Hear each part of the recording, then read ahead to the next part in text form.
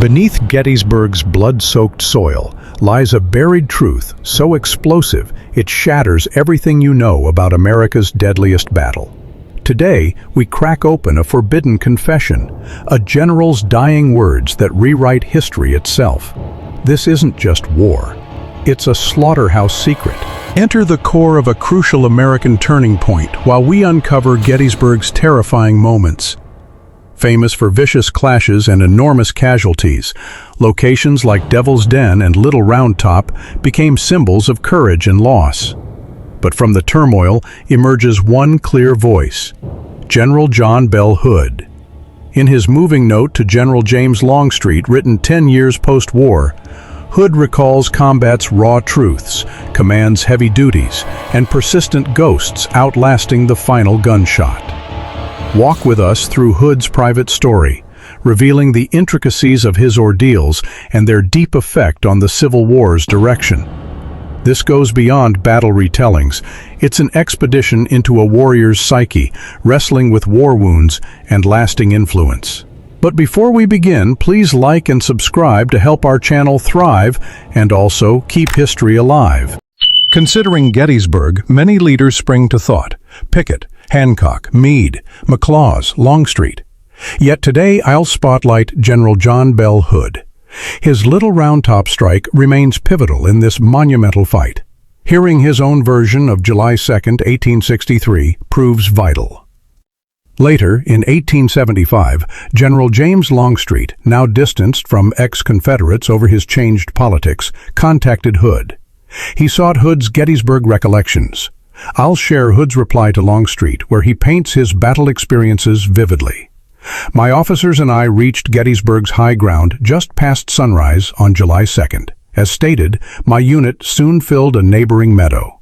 Soldiers there could lean weapons and briefly relax awaiting superiors' commands. Ahead, earlier that morning, Generals Lee and A.P. Hill coordinated with us while studying federal troop placements. General Lee, fully uniformed with collar secured and sword belt snug, walked steadily under shade trees near us. His field glasses hung ready. He'd pause sometimes to examine enemy lines. He looked hopeful, yet often drifted into deep reflection about coming trials. Close by, England's Colonel Fremantle sat in tree branches, endlessly scanning federal high positions through binoculars. Clearly, General Lee wished us to strike that morning. He told me, "The foe waits here. Unless we break them, they'll break us." Yet I judged it wiser to delay until Pickett's absent division arrived. Afterwards, seated near a thick tree trunk, you remarked, "The general appears restless today. He wants my attack, but I refuse without Pickett." I consistently disliked entering fights unprepared, saying I never marched to war half-booted. So morning crawled by, thick with suspense, until afternoon arrived. Near 3 o'clock, we chose action. Pickett's men wouldn't wait. We resolved to swing far right, readying an assault down Emmitsburg Road. McLaws pushed ahead. I trailed closely with my force. Soon came orders: quicken my troop speed, overtake McLaws. To manage this, I dispatched pioneers to smash fences and clear our path. My directions were plain: position my unit across Emmitsburg Road, form battle lines, and prepare to charge.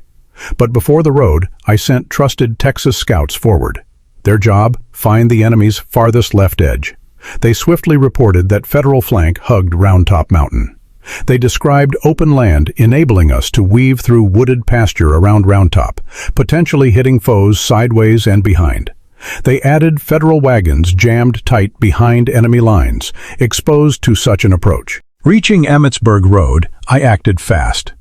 I placed 2 artillery batteries and fired, eager to engage and shift battle's flow. Enemy cannon fire quickly betrayed their spots.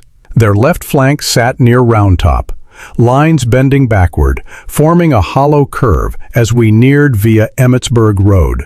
Many troops camped ahead of their main force, lodged between Emmitsburg Road and Round Top Mountain. This body stood battle-ready on a slope near an orchard. I saw that obeying orders to charge Emmitsburg Road meant first driving back this front line. Plus, Round Top's base and slopes held giant stacked boulders, creating narrow passes that could shatter our ranks as men climbed rocky inclines. Furthermore, I knew my division would face murderous volleys from the enemy's primary line atop high ground, Round Top anchoring their far left. Because their main position curved inward, we'd endure ruinous shots from sides, rear, and front. I deemed it near hopeless to scale boulders up this steep, rough mountain under crossfire while still repelling defenders. I understood victory would demand horrific sacrifice from history's bravest warriors. My Texas Scouts probe and Federal line assessment finished remarkably fast, quicker than this retelling, though events stay sharp in memory as if yesterday's battle. I'd collected these vital facts soon after reaching Emmitsburg Road, feeling duty-bound to urgently warn you. Attacking straight up Emmitsburg Road seemed disastrous. I begged permission to skirt Round Top and strike enemy flanks instead. So I sent an aide requesting this move based on my reasons. Your answer came fast. General Lee orders attack up Emmitsburg Road. I dispatched another officer stressing my fear of failure and repeating my flanking plea. Again, you responded, General Lee orders attack up Emmitsburg Road. Meanwhile, I kept shelling enemies, growing sure Federal lines stretched to Round Top. I couldn't realistically expect success via the planned assault.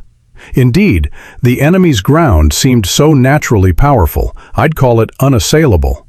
They could repel us just by tumbling boulders downhill as we climbed, ignoring their flanking shots. A third time, I sent an officer to detail the situation and suggest you see personally. I picked Adjutant General Colonel Harry Sellers, a brave, skilled officer, for this. Colonel Sellers returned repeating, General Lee orders attack up Emmitsburg Road. Almost instantly, your aide Colonel Fairfax arrived, echoing orders. After this urgent protest against the Gettysburg advance, my sole military protest ever, I ordered lines forward. As troops moved, you approached me directly. We talked briefly. I again shared regrets about denied flanking. You replied, we must follow General Lee. I pressed onward under heavy fire. Roughly 20 minutes after gaining the orchard, I suffered a grave arm wound and left the field.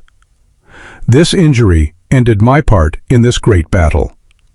Carried off on a stretcher, I felt profound mental anguish for my gallant soldiers, among that famous army's finest. I truly believed, had I flanked Round Top, we'd have taken that ground and crushed the foe. Respectfully yours, J.B. Hood. JohnBellHood stands among history's compelling generals. He's a layered figure. I plan more videos examining his private life.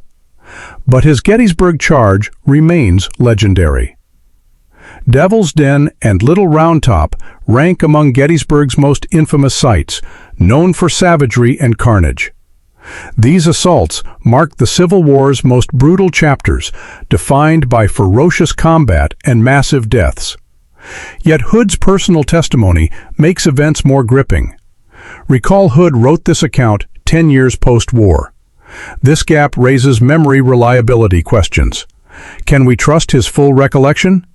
Did events match his telling? Human recall falters. Details blur with time. Hood didn't record thoughts post-battle, adding uncertainty.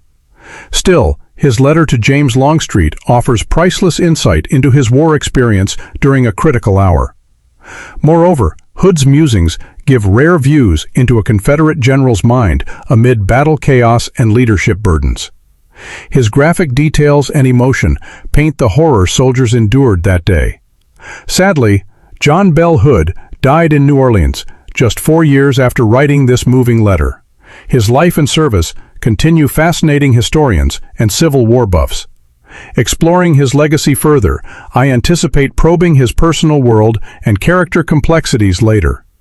Hood's Gettysburg actions and broader military choices still echo through Civil War studies, highlighting such battles' deep impacts on America's path. I hope General Hood's first-hand story deepens your Gettysburg understanding. Join our inner circle of history detectives. Subscribe now. In tomorrow's video, we crack open a general's forbidden love letters that changed Antietam's bloody outcome.